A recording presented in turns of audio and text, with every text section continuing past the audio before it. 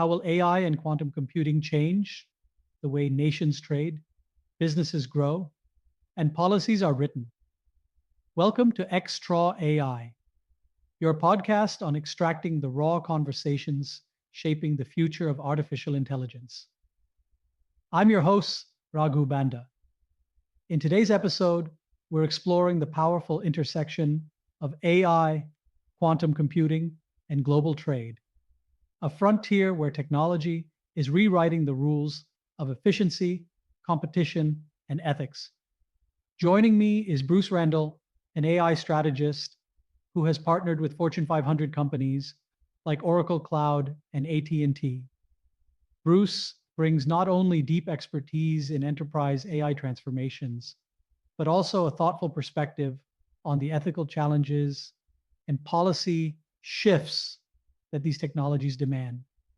This is a conversation for business leaders, innovators, and policymakers who want to understand not just the opportunities, but also the responsibilities that come with AI-driven trade reform. Let's dive in. Let's dive.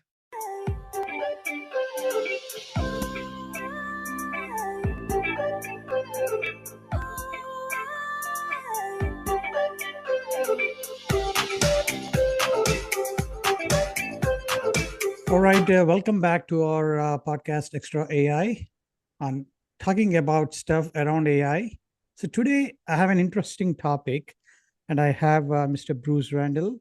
We'll be talking about quantum leaps in AI and trade. Welcome on board, Bruce.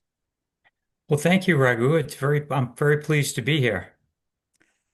So, Bruce, I know before I get into the conversation, I talk with my guests asking about their personal story or their backstory about getting into this intersection of AI and all things AI that we are talking about today. And of course, in your case, it is in the intersection of AI and trade and quantum, all these things. Maybe Sure. a brief background about yourself. Yeah, it was about a year ago. Well, about 4 years ago, I was selling cloud, and then we got really into what AI could do in the applications, and that proliferated. And then the world changed for me, and I started to uh, write a book about AI and consciousness, I'm almost done. It'll be out this year. And then I said, I need to understand the back end of AI. So I Mm-hmm. went to MIT and I took a data science course to really Wow. understand how it works in the back end. Because Mm-hmm. everybody knows the front end, but when you know the back magic, you have a better perspective on it. And then I said, well, now that I know that, let me build an app because I Mm-hmm. haven't done that before. So I built my first app from design all the way through to going live. Mm-hmm. And I did that in, 2 months. And Wow. I surprised myself because I never thought I could do that either. Mm-hmm. And and that's all proliferated into weaving in with a few things that have happened here that didn't get a lot of publication, Mm-hmm. where, what's out in public and what's behind the closed door. And Right. I believe that there are things behind the closed door that we talk about, but we haven't seen. And I think it's because they're not ready to come out because people don't really know how to manage them well, so they can't bring them out. They're still in the experimental or the developmental mental stages. And I've talked to enough people to understand that there's some credibility to that, Mm-hmm. but a lot of it is first or second hand. So you get things that are said that lead you to believe that there's something there other than just talk. Mm. Beautiful. Beautiful. I know you have advised Fortune 500 companies like Oracle Cloud and AT&T on their business transformation with AI. Can you share some kind of a journey when we talk about that, about how your AI strategy led you to explore the role in global trade, right? I think because Mhm. that is where the world, I know there's a lot of talk about tariffs and a lot of things happening around that. Yeah. Yeah. So I'm not a economics major, but I do not have that background. But I keep hearing a lot of things happening, and I also heard that there's a lot of impact that AI could on this. Right. And when you talk about the old way of doing things, and then, cloud came in and moved very quickly. Hmm. One one year in our world was like 4 years in cloud. And then you get AI and you've got like 8 years of AI in one of our years. So the speed of progression is increasing. And with AI, what we did globally with putting business structure together and making it work seamlessly can be done faster now and can be done with more capabilities with AI included in it than it could have been done before. Because before you had, well, let me back up. When before cloud, you had to order hardware to build out your data center. You couldn't respond quickly because if you're in hypergrowth, you couldn't get enough equipment faster. Right. Now with cloud, you just type you need more space and within 10 minutes or 15 minutes you've got more space and you continue to work. Hmm. And now with AI, we've got the structure in place. Now we improve the structure with the tools we have, and those tools are AI included in the software. So now you can spin up an app or an agentic AI to do something that you wanted to do, and you can do it in a day or two, faster, slower, depending on what you're using.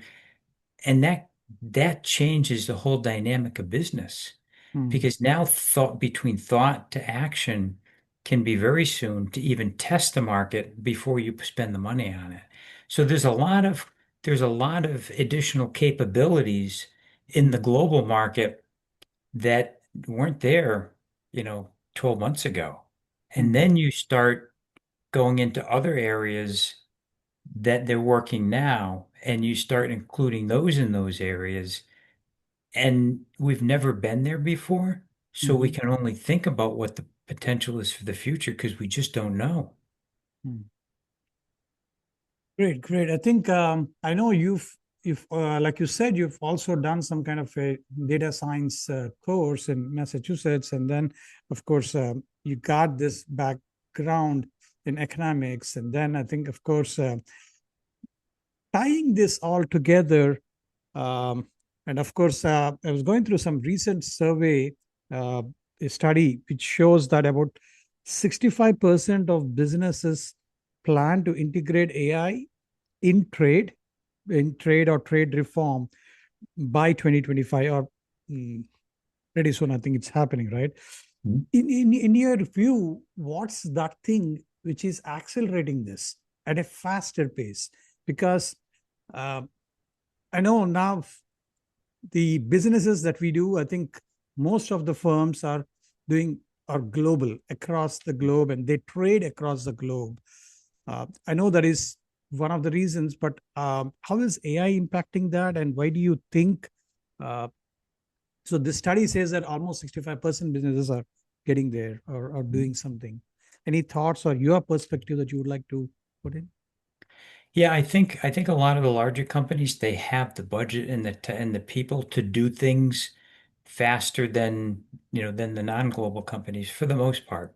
Mm-hmm. And because they have the ability to understand it quicker and execute in a faster manner, they're looking at incorporating AI because a small percentage increase is big dollars for them.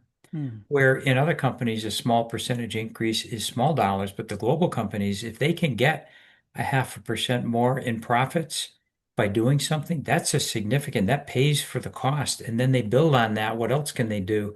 So I think when you have the resources available and the talent available, and you have the globe, you can look at market segments and focus to each market segment instead of looking at the whole continent, for example.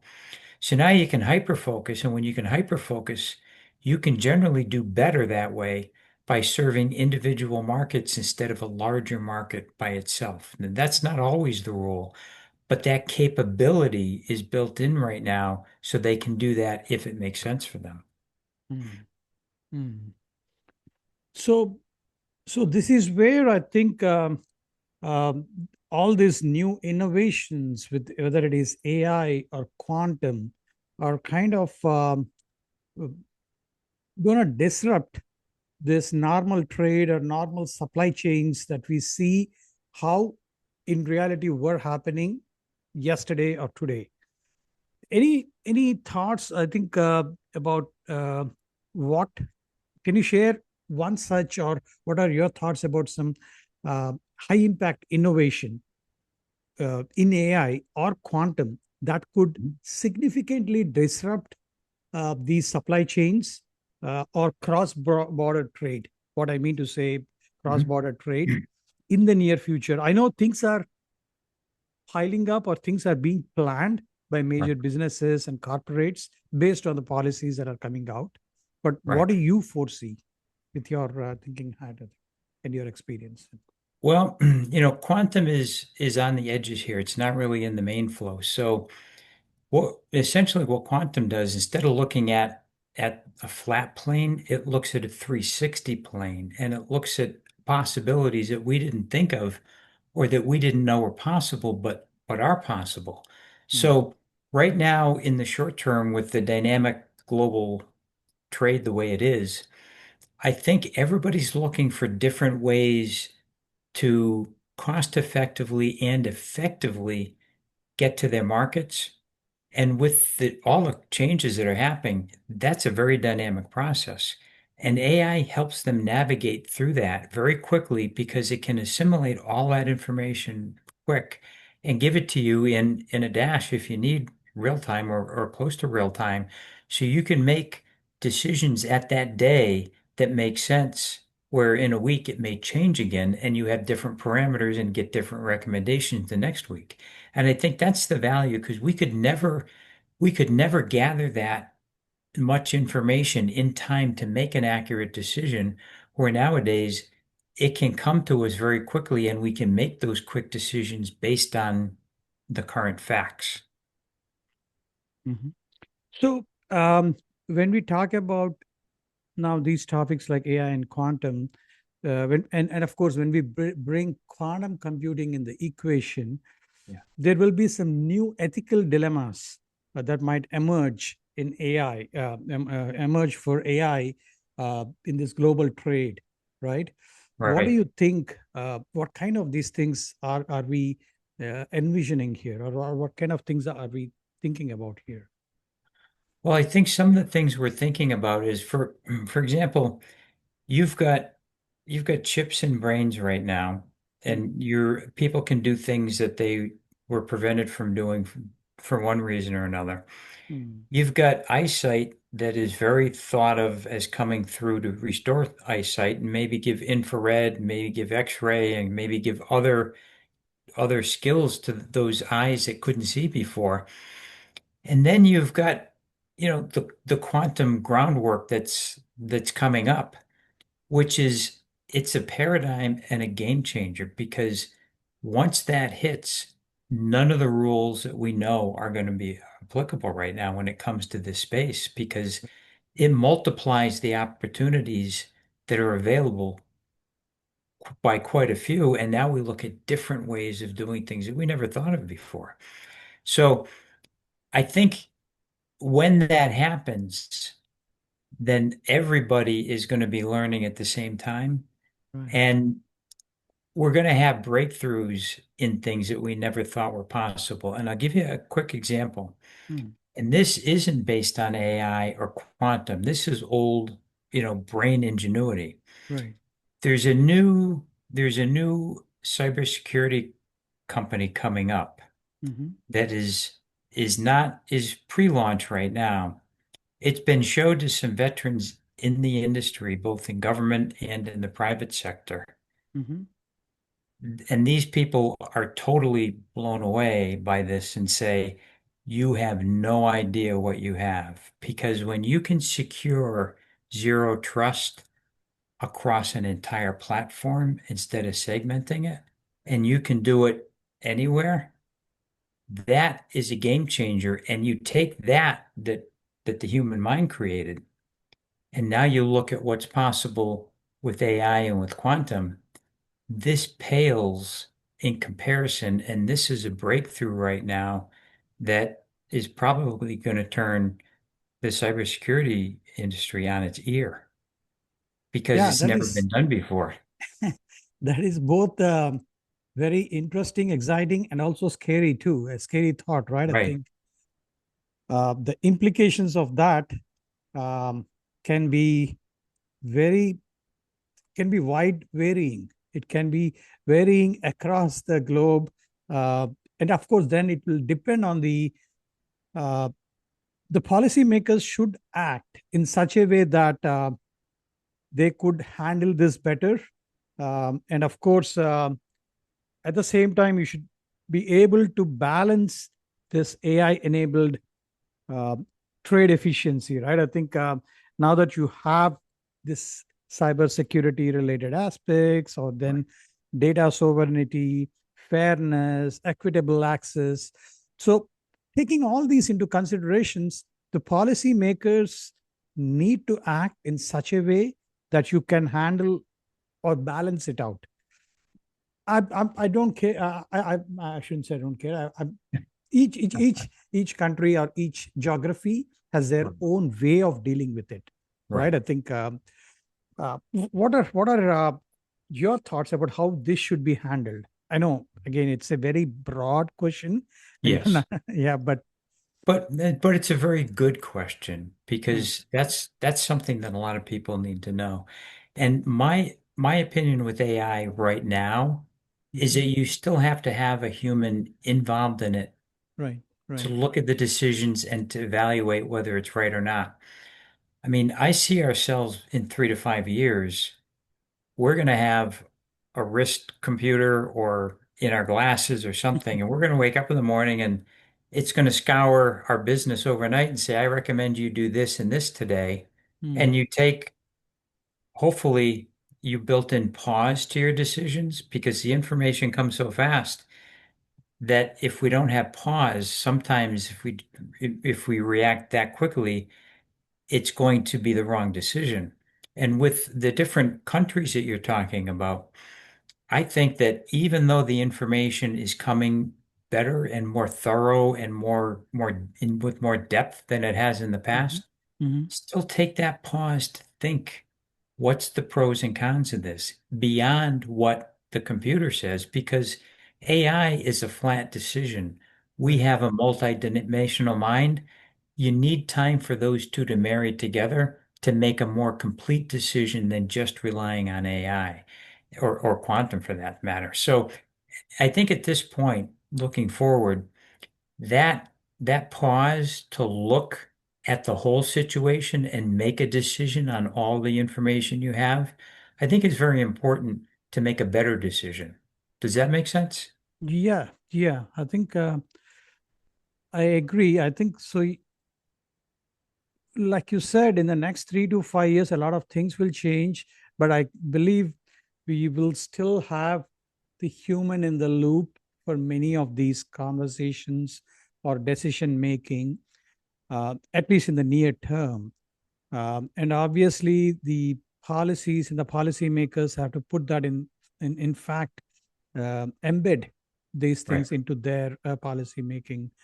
And I agree that I think you need to pause, you need to think, you need to again recreate or should be able to maneuver accordingly, right? I think, do you think, is there a lot of disruptions happened in the past? I think if you see from our industrial revolution to the digital revolution to this now AI revolution, uh, it's not that things happened overnight, right? I think when electricity was invented or found, I think the pie grew much bigger. It's not that now you got an additional 12 to 14 hours of time at your disposal. And then Right. a lot more industries came up.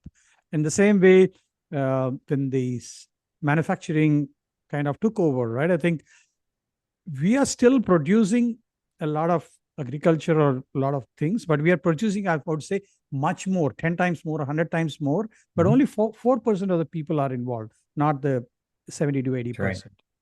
So if you see all these past disruptions, what are those things that you can draw that can help to guide AI's responsible adoption in this global commerce, right? I think now we are not talking about just one particular geography, right? I think Right. earlier disruptions were maybe based out of in different geographies, local. Right. Maybe to some extent, when this information technology and digital technology took over, things were expanding. But now with AI, everybody has that brain power, or you have that particular thing. So, what are those things that we should learn? That's a good question. I think I think that everybody needs to learn about AI, learn to know how to, I mean, even asking prompts is there's a Mhm. right and wrong way to do that if you want a good answer. But I've done things by learning data science and learning to build an app because that extends my value in the market that I'm in. And if Mhm. I didn't do that, then I'd be like everybody else. And they're all looking at where can I fit now, where when you stay with the technology and learn enough where you can use that technology to create value, Mhm. then you stay, no matter what technology it is, you stay up towards the front of the pack and being able to speak to it and being able to produce something, your value's increased. And I think globally, I think that's the best thing that people can do now because AI is not going to go away. It's just Mhm. going to continue to propagate. And if you choose not to partake in that other than a user, your value in society is going to decrease to a degree. Where if you learn in business how to utilize that and create value, your value is going to increase. And I think it's kind of basic answer, but I think it's so important for everybody to understand that because there's a lot of people that are still afraid of AI because they don't understand it. Mhm. But once you dig into it and you start understanding what it is and what it's not, then you start educating yourself to your comfort level and you propagate that way forward and you're relevant still. Mhm. Because as you know that if you don't stay up with technology, your relevancy declines. And if you do, it increases. Mhm. So I'm not 30 years old anymore, but Mhm. I'm still doing this. And if I can do it because of my curiosity and my interest, then I think everybody can do that. Mhm. And I think that's probably the best thing that people can do because then we all progress forward together with different with different skills, but complementary skills Mhm. that are always increasing. And globally, if we all do that, then we can all look at in some of our decisions what's best for humanity Mhm. and what's best for dollars and cents. And there's usually some mix in there that's the best combination. Because in the past, you know, they've looked at dollars and cents as being the overall driver because of the competitiveness. Right. And Right. when we start getting all this intelligence built in, we start having the ability to look at different things and make different types of decisions based on that. Mhm. So it's which way we choose to go, and some will choose one way or some will choose the other. But as long as most of us choose the better way, I think we're going to be okay. True, true. Very well said. Very well said. I think I know with your huge experience coming back from huge experience, when you speak out or when you kind of bring in some of those thoughts, that's really well said. I think I want to take this question a further more, and I would like to get into maybe if you could, uh, based out of your tremendous experience, can you walk us through a scenario where a large enterprise, when they are trying to embed AI in their trade or logistical operations, uh, how can they make these results that are measurable? We don't need to talk about any clients or confidentiality purposes, maybe if you Right. can talk about your experience, how Mhm. uh, whether it is large enterprises or small enterprises, when they have embedded AI in their trade and how they showed measurable results, maybe the Mhm. process involved. Uh, Well, the the process involved is really to have a good team that of engineers and of a program manager that can relate to the engineers. mhm, Because if you don't do a good job there, you're not going to get a good product out the other end. Because there has to be that synergy at that point. mhm, And then it's always nice to start in a smaller group, a test market. mhm, And then once that works, you tweak it and you maximize it, and then you start branching out into the other areas. And whether if it's a big company, you start with maybe a smaller country, and then you go from there, or a target company. And if you're a smaller company, you start with one market and then expand it to other markets because each market's a little bit different in your mhm. messaging and maybe even in the product. You never know. Right. So I think it's a micro way of looking at it, but it's a very important way of looking at it because if you don't start here well with the engineers and the program manager, you're not gonna have a product that's gonna come out that's gonna be robust. And you really need the robustness because with AI, Mhm, people, people are still a little reticent about it. And if they try it and don't like it, they're likely not going to come back. So you really want to make sure that what you launch is robust and is going to work well as you expect it to, so you can gather the accurate results and then build on that. And I mean, I hope that answered your question. And I can give you a quick story that really got me the sure, other sure. day. Mhm, I was going to have my driveway sealed, so I filled out a form online. mhm, A couple days later, I got a phone call, and I started talking to this person. They were asking me about the driveway and so forth. And because I'm pretty aware in AI, mhm, after a few minutes, I said, "Am I talking to a person or a mhm. bot?" Right. And they said, "Well, we want to make sure you have a great experience, and we want to make sure that we can." And I said, "Listen," I said, "My driveway is unique." I said, "Have somebody call me, and we Mm, can talk about it." mm, But at the beginning, I had no idea I was talking to an agent, mhm, right? And it was just one thing that they said repetitively that said, "This is unusual. Let me ask the question." And I did. And somebody called me back. We got it worked out, and it all worked out well. But I knew what I was doing was somebody else would have gone with that and would have said, "Oh, this is nice." And they would have gotten a quote and nobody would have known any difference. And at a micro level, with the driveway seal company in a small local area, mhm, if they're using that through probably a marketing agency, mhm, you can imagine if they can do it, it can be used anywhere now, mm, as long as a person gets the right company to execute for them. mm, And it's at the point now where when you look at a video or you look at something, is it real or mm, is it AI created? Because it's very difficult to tell right now. mm. Now, when you take this, yeah, it's a great example that you put together, or very relatable example. But when you kind of zoom out and look at the bigger picture in the scheme of different things around the globe, and when happening in different geographies and the context of global trade, I think things become very complicated, right? I think They do become very complicated, but when you have that local capability and now you bring it up to a global level, it Mhm, just shows you the capabilities of what companies can do, and you don't even know it's happening. You're just getting what you believe is great service or great product. You don't realize there's not a person there, mhm, that it may be an agent, and and you can get cost effectiveness there, and you can really get some targeted messaging there, and you can create volume. And with that targeted effective volume, you get more in return. Now, you can do that in any country, and a global company can start doing it everywhere.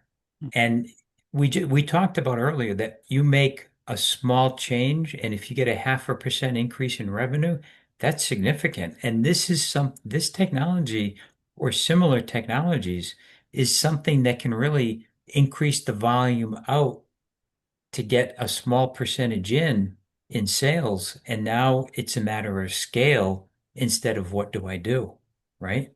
It changes the game a little bit. So when we talk about when we zoom out and we look at across the different geographies, and when we look in the context of global trade, there are this additional things that the corporates would have to look into, the leaders would have to look into, right? It's not just the geographical situations, it also is the practices that are followed in these different countries Right. and the governments that you deal with. And Right. then, of course, maybe there are in some scenarios some NGOs and other things. Right. Any advice or anything that you foresee that has to be taken care when now you have all these different variables coming into play, Mhm. and now you have the at your you got an additional ammunition like AI and quantum computing. How it can go either way. So Right. how well you can handle that in the situation of a global trade or something like that. Any thoughts or any perspectives that you could provide? Right. And that's with global trade. Each country or even each section of country has different rules and different regulations and in what you can and can't do. Mm-hmm. And that's what I said earlier with AI, it can look at the landscape and Mm-hmm. it can tell you what you can and what you can't do. And I've done this a few times myself, and I'm very Mm-hmm. impressed with what comes back because they've thought of things that a lot of us wouldn't have thought of. Mm-hmm. And that's the benefit of that because it doesn't replace our thinking. It augments it and allows us to think at a higher level or a different way based on the information we have. And that's the benefit. And I think with this, we can make smarter decisions on a global level on what we want to do, and we're allowed to segment that much better on a global level to maybe maximize, the higher profit items or the higher sales in one area, and then tweaking it maybe even just a little in another area, and then you get higher sales out of there. Because it could be just a small difference, but a very important difference between one and another. And if you don't know that, you can fail. And if you do know that and if you execute it effectively, you can get a very nice increase in that. And that's the beauty of that's a point, an example, no matter where you go on the globe, that you can look at that and that case would prevail. Mm-hmm. Beautiful, beautiful. Now, coming to the most important question, or what I term this as the extra AI question, the million dollar, billion dollar question. Um, the reason why I put this is I want to hear your thoughts. If you were advising a Fortune 500 CEO today, Mhm. uh, what are those three actions uh, would you recommend that their organization in this AI quantum era should do in the context of global trade? Maybe maybe three actions, or if you have Right. more, I think you can even put together. I think at that level, they have a responsibility to the shareholders. That's their Mhm. first responsibility. So Mhm. they need to be cognizant of that. Number two, they need to look at the markets they have and look at what they can do with what tools they have. And what's the ROI on that? And what's the risk on that? Because those two have a heavy play in that. And then you've got to make sure the third most important thing is you get the right people working on that. Mhm. Because in any one of those threes, if you misstep, you could have a serious problem. So those I would say would be the three most important things. Because once again, you need to have the human element in there because AI gives you a lot of information, but it's kind of flat information. You need to assimilate that and make the decision based on the knowledge that we have with the AI to enable us to make smarter and better decisions. And I think those are the three things that I would say to the CEO. And I'm sure they know that already.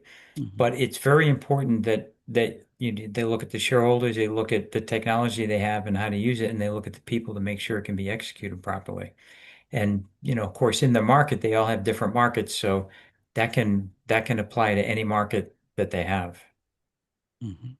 So a follow-up question to that, I would now, with a lot of changes happening with the tariff situation out there, there are a lot of dynamics, right? I think there is a Mhm. lot of things changing at a rapid pace, at a faster pace.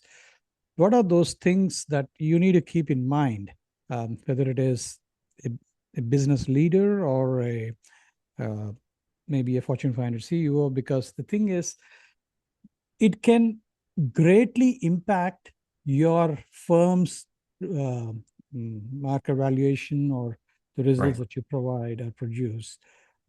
I know it is a very dangerous thing. I think it's a thin layer that you have to handle things better. And Right. now you have technology at your hand, uh, like AI and the quantum kind of things. What are those some of those things that you think would be very useful or very much in need? Because with I the think tariff thing going on. I think what's very useful is to understand where everything is today, where you're doing business, Mm, mm, and and really have a good understanding of where it's going because it's very dynamic. mm, And some of the information's out there, and you can use that to crunch the probabilities, which AI can help you with, mm, and to look at that. But you've got to look at profits because this is whether you're selling into a larger country or out of a larger company into a smaller country. The dynamics are changing, by the month. mhm, And there's always opportunity in other markets, and there's always opportunity to work with the other side to come to some agreement that's mhm, better than what's public. And I see companies that are doing that mhm, are having more success because if you're willing to have that conversation mhm, and work out a mutually beneficial resolution, mhm, everybody wins than just going to what's out there. And I think those things are important because they're more important now than they were a year ago, and they're going to mhm. be more important in the future. So there's many, there are many pieces to import. There's many different, agents it goes through and so forth. Mhm. But understanding the overall tariff, which you mentioned, and how to Mm. work that, I think is the best in both worlds. And it has to do with political also, because you've got to get the countries to agree to do that. And the more pressure they can put on the country they're in to work a favorable deal, the better off it's going to be for everybody. And that's the new dynamic that's here today. Mm. You can't get around them because there's a lot of safeguards, and so you have to work within that structure. And unfortunately, it's almost as much political as it is business now Right, because right. they're becoming inseparable. Mhm. Yeah, so that is, yeah, it's a very valid point that you put. Like it's almost as political as it is business now, because I think all these things play a big role in how do you deal with the current situation, and Hmm. again, at the end of the day, bring in that value to the shareholders and the uh, for the end users who are using your products or product. So I know we are coming to the end of the conversation. It's an interesting conversation. I would want to, if we forward back a little, 10 years from now, Right. uh, I know you've come a long way. You have a lot of experience from uh, putting different hats and different things. I think, what's your vision for AI's role if I think about global trade in 2035, maybe 10 years from now? And how Hmm. can enterprises or enterprise leaders start building towards that? What is that thing that they should start worrying about or start building towards, preparing better for that? Well, in my opinion, and anybody that can tell you what's going to happen in 10 years, you have to look at with questions. But Yeah. it's my opinion that in 10 years, we're going to be in a place that not many people realize right now with Mm-hmm. technology. Mm-hmm. And I think it's very important now to get involved with whatever makes sense for you with AI, and it could just be your first project that has the best ROI and the Mm-hmm. lowest risk to get you into it, or it could Mm-hmm. be the best platform to put in place to help enable your company to do better for your clients in the ways that are important where you're selling. But I think it's very important to keep up on that because if we're going to, in the next 10 years, and companies look, I mean, companies look 1, 3, and 5 years. To look 10 years Mm-hmm. is almost like a guess at this point because of the way things are changing right now. Right, right. So 1, 3, and 5 is really the best most companies can do. And stay as relevant as you can with the technology that's changing. And don't say no to any technology that's in the industry because you don't like it or don't agree with it. See if you can find a way that you can work with it and see if there's a big enough benefit for you to work with it. Mm-hmm. Because a lot of people said no to AI, and those companies are struggling right now to Mm-hmm. get into it. You don't want to be in that position. You want to stay up with it. You want to have the right people that can vet that out and give you accurate information Mm-hmm. as to what and how you should use these technologies. Because the next 3 and 5 years is going to be there's going to be tremendous changes. Mm-hmm. And you mentioned quantum. I mean, we have quantum behind closed doors, and it's I've seen it evidence of it here and there, but until it becomes mainstream, which it very likely will in the next 3 to 5 years, Mm-hmm. and then you have to know how to manage it, and then you got ASI, Mm-hmm. of and you have AGI that's not really here yet, but we can't really define it. Right, We don't have a common definition of that. So I right, think AGI is going to come in different parts, right. and then we're going to realize it's here, but we don't have a definition for it, right? I see that happening. And then I think ASI is going to come in because when you get ASI and quantum computer Mm-hmm. together, there is no way that we can even extrapolate what that's going to be like. I mean, it's going to be, it's going to be the biggest changes we've seen in our lifetimes right there. And the sky's the limit because it will break barriers that we didn't know were there Mm-hmm. and bring us into possibilities that we just didn't know existed. And I don't know how to describe that any better than that. Right, right. I think, yeah, you laid it out very well, talking about not only AGI but also ASI. I'm still not very convinced that ASI could happen in our lifetimes. Of course, this is a debate I'm having with many people. I know there are a lot of things that have to be solved at the moment with the Right. current AI tools, generative Right. AI, the things, and getting to AGI maybe in the next 3 to 5 years, and making, because that, like you said, the actual Right. marriage has to happen between the machines and the algorithms or the AI, so that Right. we can realistically get into the life, but of normal people.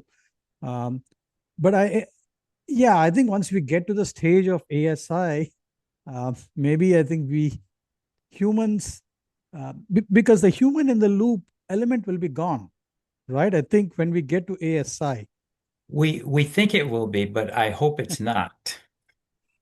or do you think it's gonna be humans will be merged into, or it'll be like a humanoid kind of a thing? I'm thinking too much science fiction, but I think that's where the human in the loop will still exist, or Well, we've got cryogenics and we can, and then they're experimenting now with putting chips with human cells, merging Mhm. those together. And, now they've been doing that for several months, so who knows where that's going to go, Hmm. if anywhere, because a chip is silicon and a human cell needs things to live. So to me, it's a long road, but that's just my opinion. And and then we've got ASI, but when we get quantum, Hmm. ASI, they're very closely aligned. So which comes first and which propagates the next one? It gets to a tipping point where all of a sudden it happens Right. and we haven't been there. We don't know what Right. it's like. So I'm just saying that with those two technologies, I think they're going to be fairly close to each other Right. Right. because the intelligence is there. I think it's in the next 10 years. In the next five, Mm, I mm, don't know, but if it's going to happen, it's likely in the next 10 years. mm. Yeah. So that is one thing.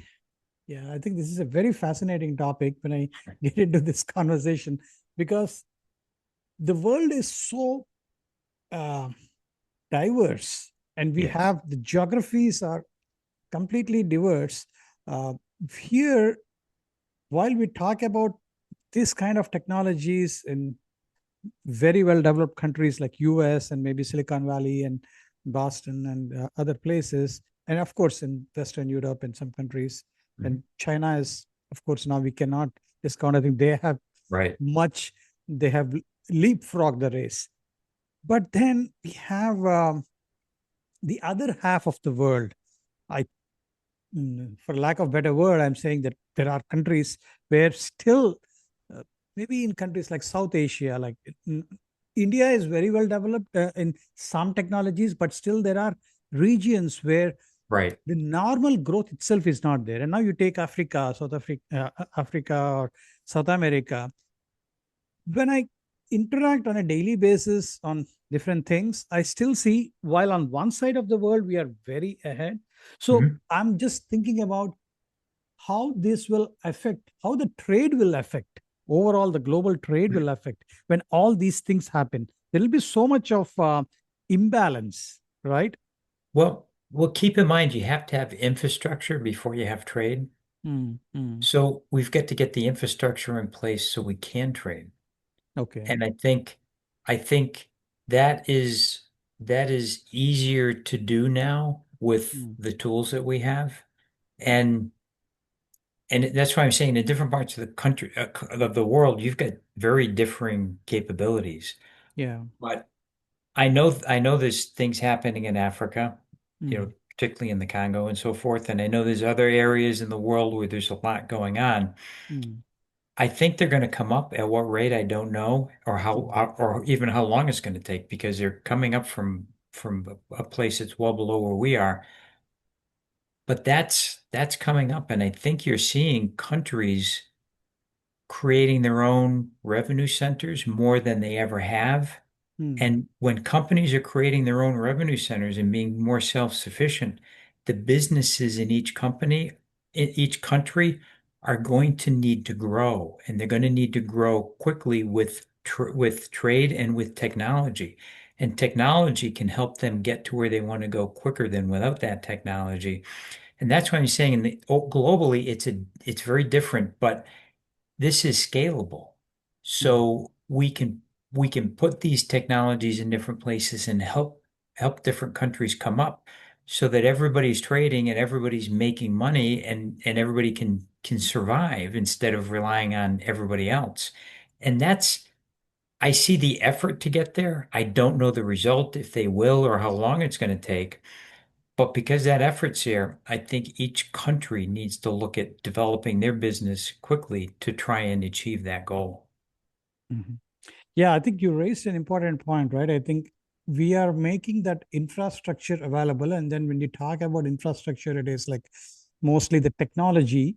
For Right. example, taking mobile, right? I think mobile payments is big in countries like South Asia, like in India. I see that some places, even a normal vendor, I think mm, cashless transactions is much more smoother to happen there.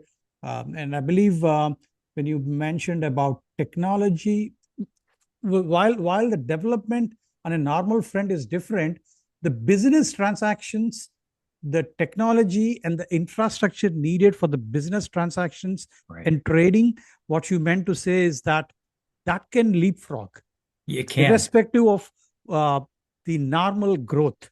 Right. Right? Okay. Okay. And they need that leapfrog to catch up as fast as they can to a level where the trade can happen. Right. Right. Yeah, this is really fascinating having this conversation with you, Bruce. I think uh, any closing remarks or key takeaways that you would like to advise people that you who are working on global trade or trade policies, or looking into adapting to these changing trends? I would I would just say that the technology is there, and it's a matter of how you can get the technology and learn to utilize it, because understanding how to use it is very important also. And there's a lot of companies that are reaching out to different countries right now because they see this happening and they want to partner in some way. And I think that's a positive, because it's a win-win then, because they get the technology and maybe they get the transactions on, a piece of the transactions or whatever. But these initial steps are happening, Mhm. and they can start, and then as they progress, maybe they change or they grow with it, and things propagate. But starting is very important right now, because it's a race for everybody to get up to that level, and the sooner that everybody can do that, the better off they're all going to be. Right, right. Yeah, the transactions between people and between companies always happen, irrespective of where you are, right? I think Right. and catching up with the technology will fasten that process, I think. And that's how Yeah. trade will be fastened, I think, with all these different technologies impact that you have. Yeah.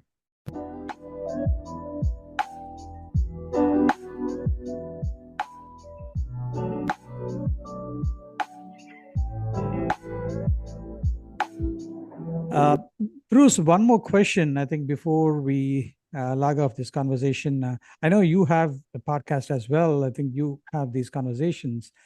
Maybe you can talk about that briefly so that our audience know and how they can register or subscribe to that.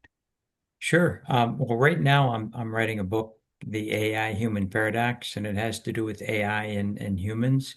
Hmm. And I have a website called the AI Human Paradox Hmm. that I post all my information on. So they're welcome to go to my website as well. And thank you for asking. Beautiful.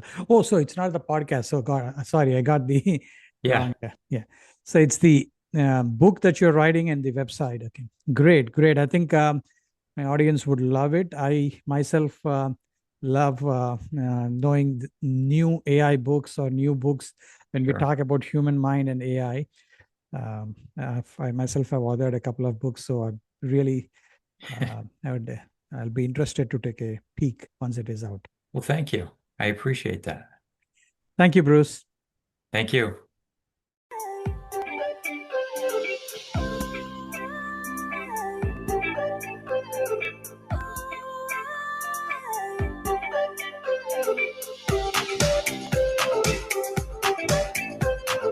And that wraps up another episode of XTraw AI. A special thank you to Bruce Randall for sharing his insights on how AI and quantum computing are transforming the future of trade and reshaping the ethical frameworks of global business. The key message: AI is no longer just a tool, it's becoming the engine driving global commerce. But with that power comes the responsibility to ensure fairness, transparency, and long term sustainability. Thank you for tuning into XTraw AI. Don't forget to follow, share, and stay connected as we continue to uncover how AI is reshaping industries, societies, and the very fabric of our future. Happy predicting the future with AI technologies, and stay XTraw